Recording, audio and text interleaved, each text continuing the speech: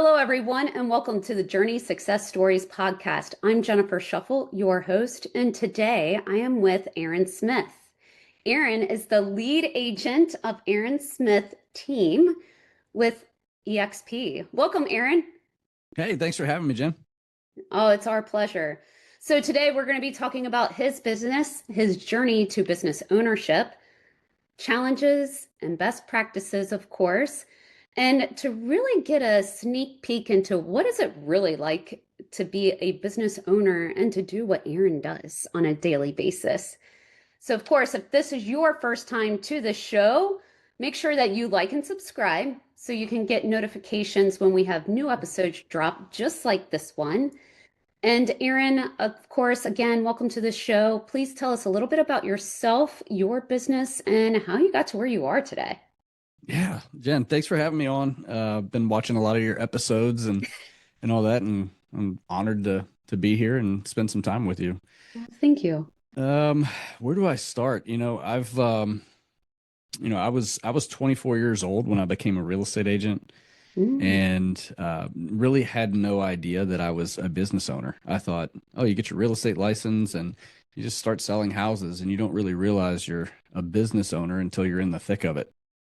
So you've got things to manage like a budget. You have to go out there and you wake up every day unemployed, and you've actually got to go out there and find business. You have to get people to trust you, and then once you've gone and gotten the business, you have to keep it alive and keep things going. You can't. It's like the people at the circus who spin the plates on the poles. They gotta go. You gotta do a little marketing, and then you gotta go over here and follow up, and then you gotta get the deals to the closing table. So real estate can be a really a tricky business, and I just had this conversation the other day. It becomes a business when it's no longer just you, right? When you're the marketer and the contract writer and the home shower, and then you're your own administrative assistant. It becomes a business when you add other people into your organization, and now you've got you shift from being a salesperson who does it all to a leader.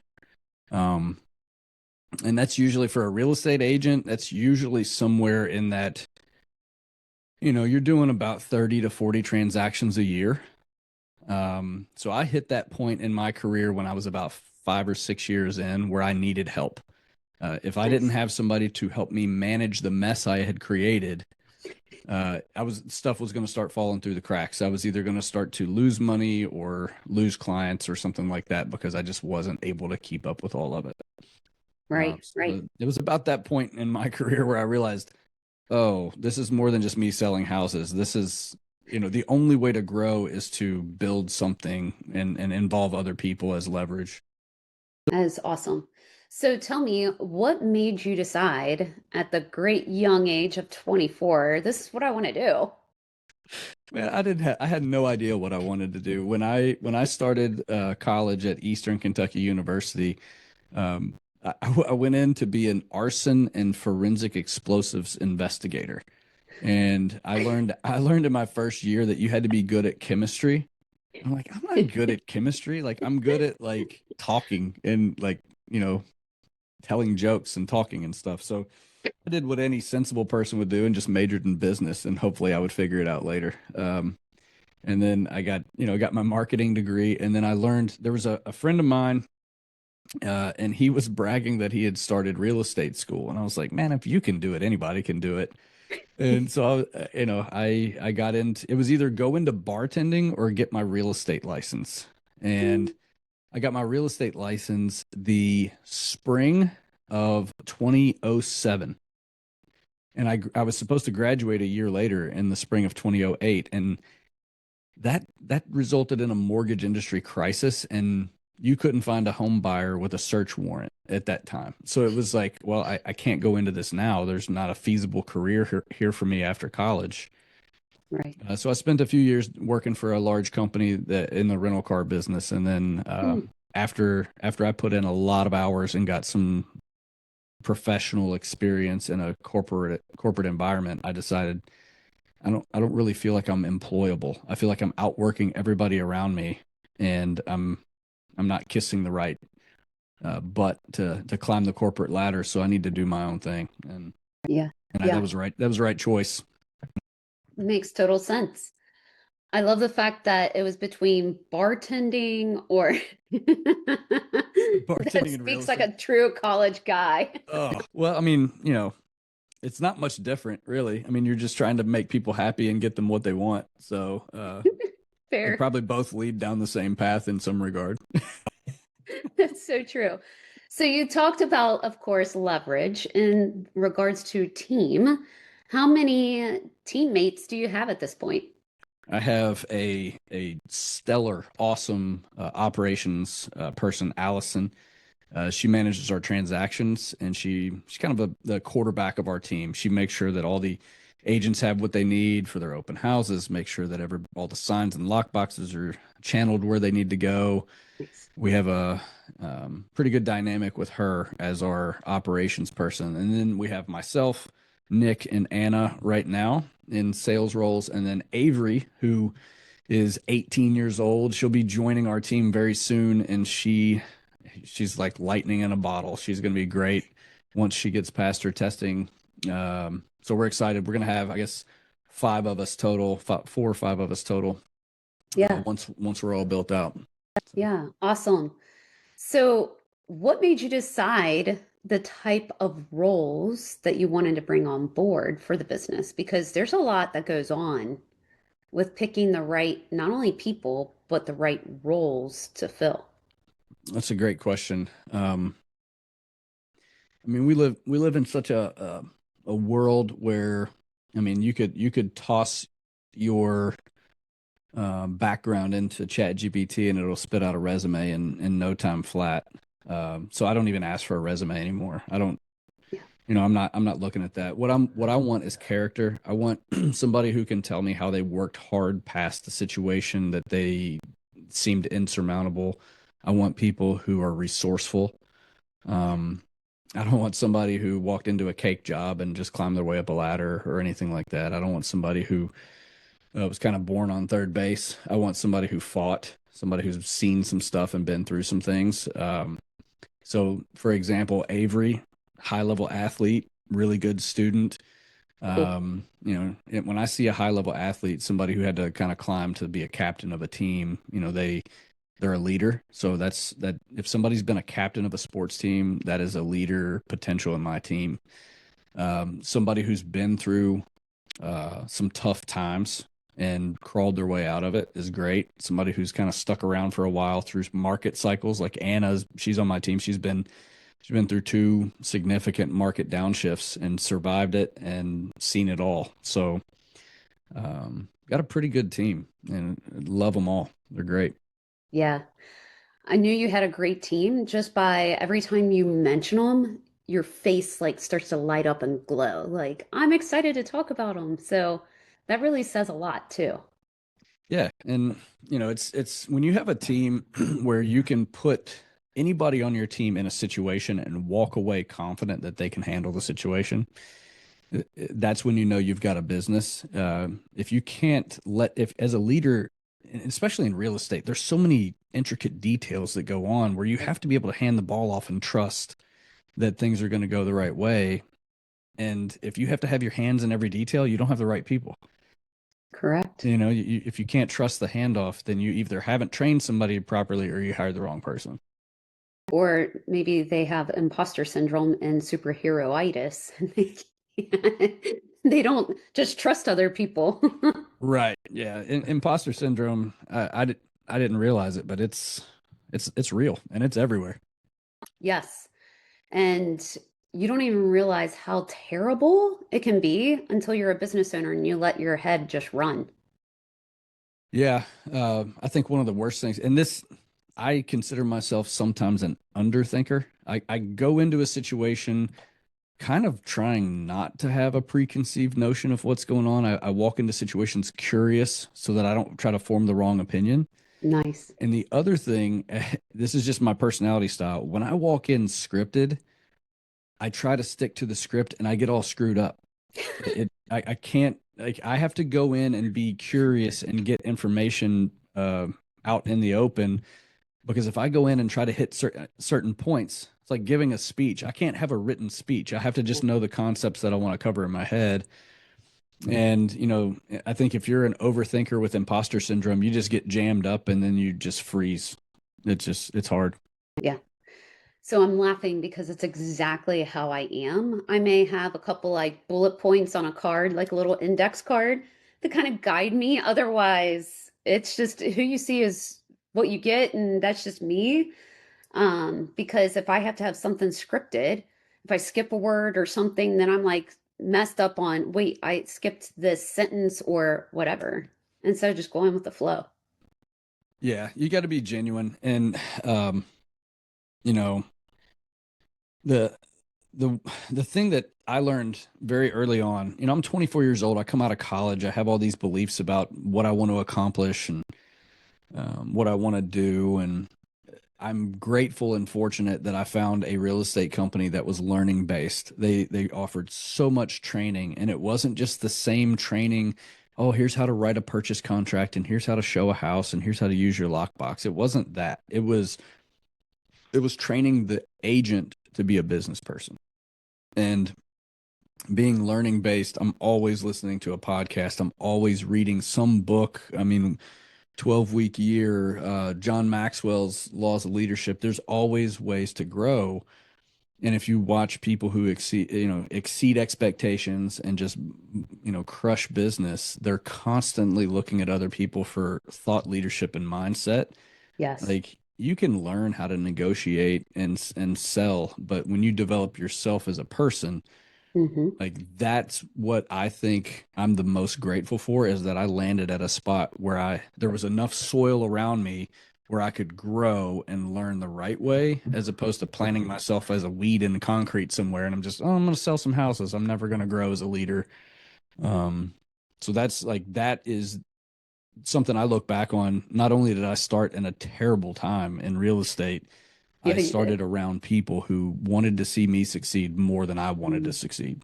Yes. So let's lean into the lifelong learner a little bit. That's one of the things that I absolutely loved about our conversations and how you've continued to grow and inspire others. So tell people a little bit more about yourself and how you also lead and pour into others. Well, I mean, so I would say, when I found myself in a position where I'm now a business owner and I'm a leader. I have more than just Right. one employee. I have other people who depend on me for leadership. Well, the leader, a lot of times in our industry, stays in a sales role and they just keep selling, and then it's like they're the big shark, and then all the other small sharks just kind of stay close and take the scraps. And that's kind of the dichotomy of a lot of real estate teams, and that may work for some people, but the way I see it is um, I cast a vision. I Mhm. inspire people by casting this vision of, here's what we can accomplish, and here's the Right. mindset that we have, and this is our battle cry. We cheese coney people, and we can talk about that if you want to, but we have a battle cry that it kind of locks us all in. We're on the same mission. So now we're on the same, we're speaking the same language. And now when we're working together and we walk into our Monday morning team meeting and I say, who'd you cheese coney this week? We know what we're talking about. And now we can all, talk about how we delivered on our mission. And that's a lot different than some business owners where they just walk in and say, did you hit your sales numbers? Did you make your calls this week? It's just a different feeling and culture. Yeah. So who did you cheese coney this week? Yeah. So Cheese County, we just had it was a great transaction. It was kind of tough because there was a relocation company involved, which usually has a Mm, mountain of paperwork and hoops to right. jump through. So when we got close to our closing, the client had three boys, and they were all very, very energetic and loved to run around and play and stuff like that. And I could tell my husband and wife client, they were exhausted. Like, this had been a Mm, long road to find them the right house and get to the finish line. So I got the boys Learning Express gift cards so that they can go get a toy and bring it home to their new house. And then I got my clients a nice little dinner out. I said I'm not going to be your babysitter because those boys need like two or three babysitters. Uh, but but you guys deserve a night out and go celebrate your new house. So just try to show up, in unexpected ways. I've got another friend of mine who I know he likes a certain type of energy drink, and I was going to see him, so I just showed up. Uh, when I met him, I just showed up with two of his favorite energy drinks. He goes, "You didn't have to do that," and I said, I know, I didn't have to." So how did you guys come up with cheese coney? So there's this story where there's a restaurant in downtown Cincinnati. It's known for its customer service, and there's a group of people who were visiting Cincinnati, and the server says, "Looks like you guys have your luggage with you. Or you headed out of town?" And the guy says, "Yeah, we've been in town, and it's our fourth day here, and we've had this really nice high end restaurant. We went to Jeff Ruby's, Mhm. and we went to this over here, and this is our last stop." And they said, "Well, is there anything you didn't get to do while you were in town?" It's like, everybody talks about this Skyline chili stuff. It's the only thing we didn't get to try while we were in town. And the server just pauses for a second and walks away. And, about 5 minutes later, the server comes back with four cheese conies for the table and says, "I didn't want you to have any regrets before you left town." And, so they went and bought cheese conies and had the chef prepare the cheese conies and brought them out to No the table. way. So, like, just basically listening to people and looking for the moment to show up in a way that means a lot to that person. Yeah. Um, it's just, we're always looking for ways on our team to, you know, show up and be a human being and just surprise people with a little, just a little, "Oh my God, I didn't know you were listening when I said that." You said your dog's name was whatever, and we, brought you a little collar with your dog's name on it or something like that. Or Right. maybe when somebody closes on a house, we get the little tag for the dog's collar that has their address on it with the dog's name. And so it's got their Nice. dog's name and their new address on it. Yeah. Just little stuff. It doesn't have to be this big monumental thing, but we're just looking for ways to impress people. And what that's done is it's taken our business from a transactional, how many houses can we sell, to how can we show up for people and have them remember us for something positive. Yes, absolutely. Love that. And that's honestly what it's all about because it gets people to know, like, and trust you. And then they're going to be recommending you to their friends, to their family members. And it's this ripple effect, all because you did one kind gesture. Yeah, and it makes it fun. It's like when you ever go buy somebody a gift and then like Christmas is like a month away and you're like, "I just want to give it to them now." Like I'm so excited. It's like it makes what we do and who we work with fun because now when we're showing people houses, we're not looking for, we're paying attention. We're looking for inspection potential problems and we're looking for ways to negotiate better and things like that. But when we're waiting and listening for the client to say something special that we can hang on to, it's like a scavenger hunt when you're with your clients. It's like, how can I show up and just make these people's day better? Yeah, So it makes the job fun. absolutely. So enlighten us. What is the top priority challenge that you're facing in business today? Hmm. Top priority challenge. Well, I'd say one of the challenges has always been, um, I don't know, just kind of being able to get people to talk to us at the right time. Mm, A lot of times when we get the phone call in our business, it's when people need us right now. And right. what we're trying to do is get people to reach out to us like, "Hey, if you're 6 months out, that's the time where we can actually put a plan together so it's less stressful. If you wait until you need us, it makes it a very urgent matter." So people say, "Well, I don't want to get a real estate agent involved until I'm ready." Well, in reality, if you start getting ready now, you're going to be even more ready when the time comes. So people feel like they're bothering us. People feel like they're using our time up, but genuinely, most real estate agents are people who we want to help. We want to connect. We want to put you in touch with the right people. Um, we're not going to put you in the car and try to sell you a house, hold you hostage and try to sell you a house if you reach out to us today. It's just like we're here to serve. So I think that would probably be our biggest challenge is that people, they kind of feel like they're bothering us and they hesitate Mm. and wait to get in touch. I love that because So, as a coach and coaching business owners, we talk about okay, you have your survival cash, you have opportunity cash, and then you got that investment cash, right? Hmm. That opportunity cash, if you're positioned better and you understand more about what you need and what you want, that opportunity will come to you instead of you being in that frenzy of, no, I want this right now. It's Yeah. a very different way. And you talked about mindset. It's a whole nother ball game. Well, can I share with you how I'm combating our biggest challenge? Of course. So I had a conversation with a real estate agent. This was like a year ago, where they had posted something on social media and it said, "What questions do you have about real estate?" Hmm, And I thought that was very vague and very, kind of wide open.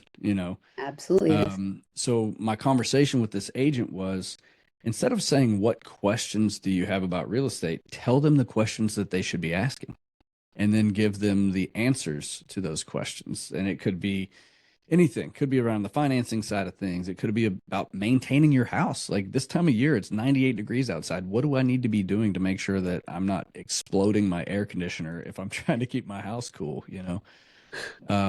But just be a resource. I feel like a lot of business owners don't know what to say. They don't know how to communicate on social media when you need to take like your top 10 frequently asked questions that you get in your business, whether you're selling tires or toothpaste or houses or whatever your books.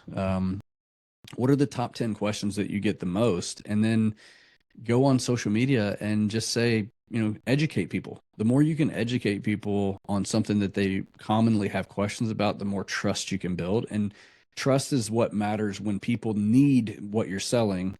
And then you become top of mind. It's like, yes, I trust this person the most. That's why they're top of mind. I'm going to reach out to them now. But Absolutely. yeah, I think just being proactive on answering questions in a place where the customer can receive it in their own time is huge. Kind of like, YouTube or Facebook, LinkedIn, being educational is Yeah, paramount in today's world. completely agree. So, one of the things that you just leaned into, and thank you, is the world of abundance and how we can really, really leverage one another. It's not competition, it's not me or you, it's how can we lift up one another as a whole. So, lean into a little bit more of that life in abundance Hmm. Um, because you do help well, other real estate agents. yeah, so it's funny. You can't pour from an empty cup, right? And I feel like when like we've been doing this real estate call for over 3 years now. It's called the Momentum Call on Monday mornings, and I don't make any money from it.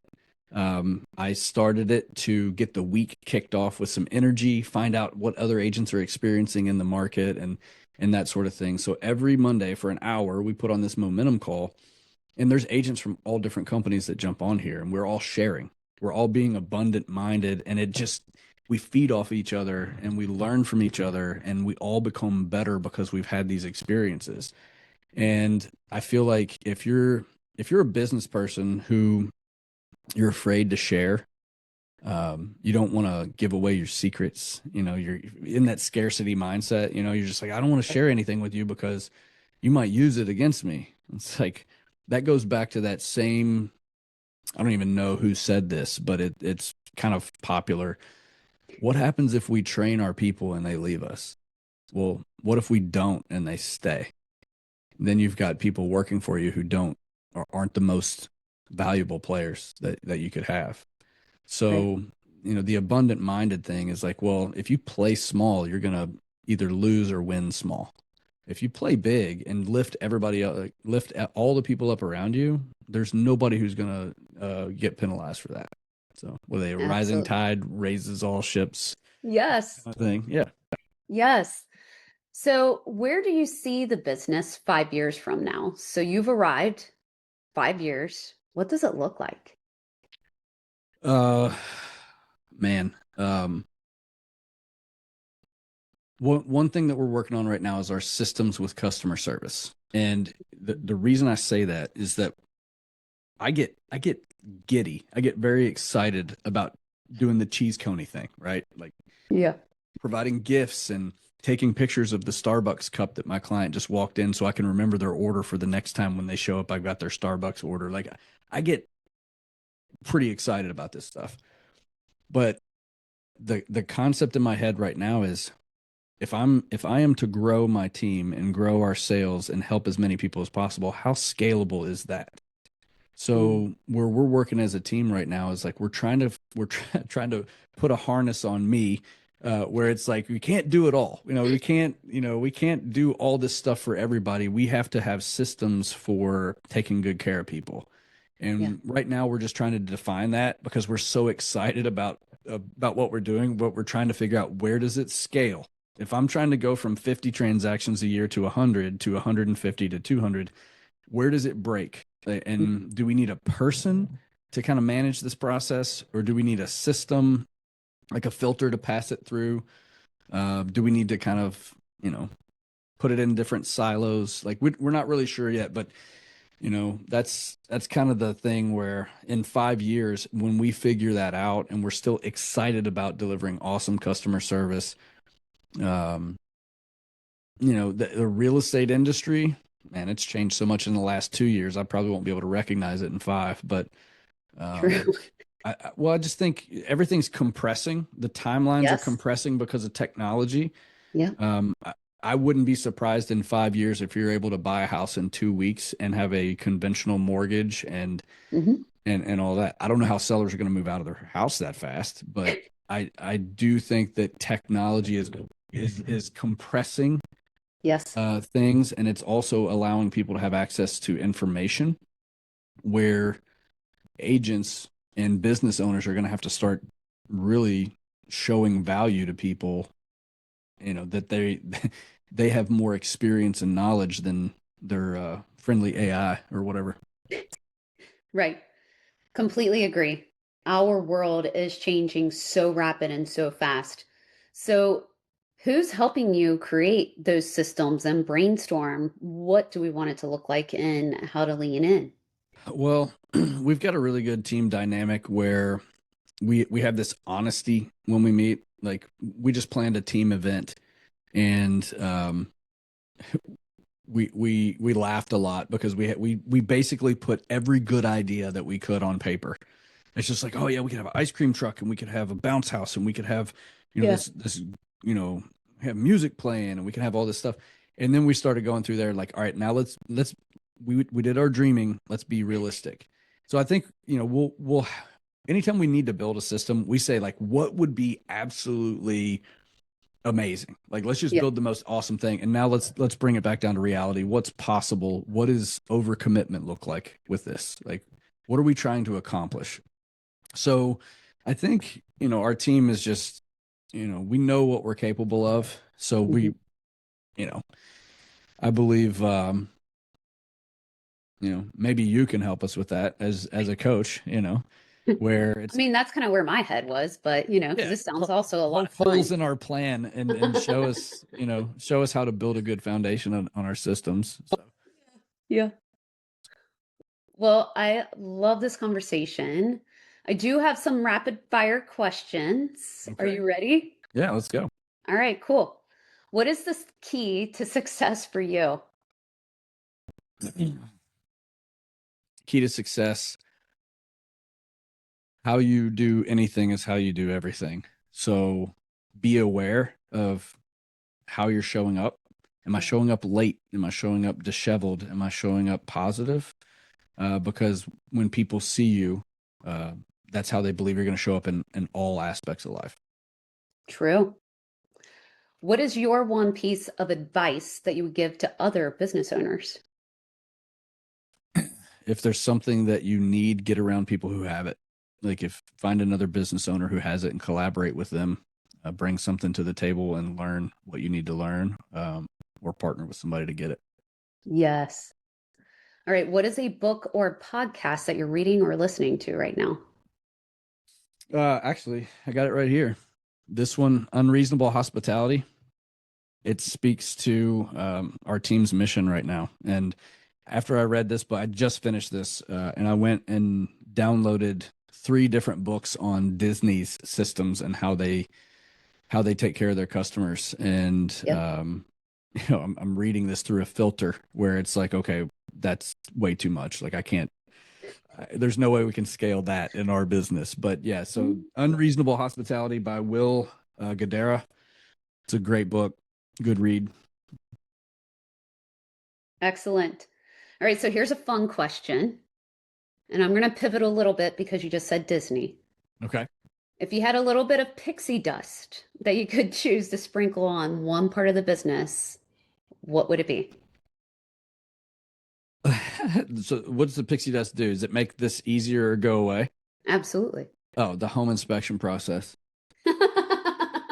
Like buyers think the house is falling apart, sellers think there's nothing wrong with it, and the buyer's dad, is in there just stirring the pot. So if we could sprinkle some pixie dust on there, and the pixie dust would be called patience in reality. Just like Nice. if I could do that, it would make the real estate industry so much smoother. Great. Yeah, I was not expecting that one. That's really good. That's definitely from an insider, no doubt. Yeah. Yeah. Been there. That's the bane of my existence. So before we get to the final question of the day, how can people get a hold of you and your team because they need you? Yeah, absolutely. If somebody's looking to either get into real estate or sell or buy a house or get some questions answered, they can go to aaronsmith.team.com. That's AARON Smith.team.com. You'll find links to Instagram, Facebook, LinkedIn, YouTube. You'll find all that there, phone number. But yeah, if you just want me to tell you jokes, you can just reach out and shoot me a message. Now, are these dad jokes or I call them bad jokes because they're not good. It could be a dad joke, but it's definitely a bad joke. all right, so can we have one as we start the close? Oh yeah. What do you call 100 giraffes at an intersection? I don't know what. A giraffic jam. That's like a lot of boom. That one just came right off the top of my head. There's better ones than that, and worse ones, I guess. Giraffes came to the top of your head. It was one my daughter told, and it just stuck out. I don't know. Got it. I was like, how giraffes? That's awesome. I don't know. It's just the first one in the old noggin. All right. This was a great conversation. Ready for the final question of the day? Yeah, I'm scared. What is it? Don't be scared. What is most inspiring to you today? Most inspiring. I would say just the realization that time is precious. You know, Mhm. like a lot of people get really stressed out in their business and they forget to look around and be grateful for what they have. And I'd say the inspirational part of that is just gratitude towards, just being in a good spot mentally where I can just appreciate it. So, Yes. yeah, Excellent. Well, this was a great conversation. I really enjoyed hearing your story, how you got to where you are. So, of course, thank you. of course. Yeah, you're an excellent host. Oh, thanks. So, of course, I encourage all of you who are watching, go back, save the show. You have to like and subscribe. And I'm kind of questioning why you haven't yet. Right, exactly. Click below because you have to come back and watch this time and time again because Aaron did have some really great bits of information and you do need his team. So definitely go online, look them up, and reach out because that's what this is all about. So, of course, thank you so much, Aaron, for not only talking about you and your journey, but your awesome team. We greatly appreciate it. Well, yeah, thanks for having me on. I always like to be in a conversation with an awesome business owner as well. Awesome. Thank you.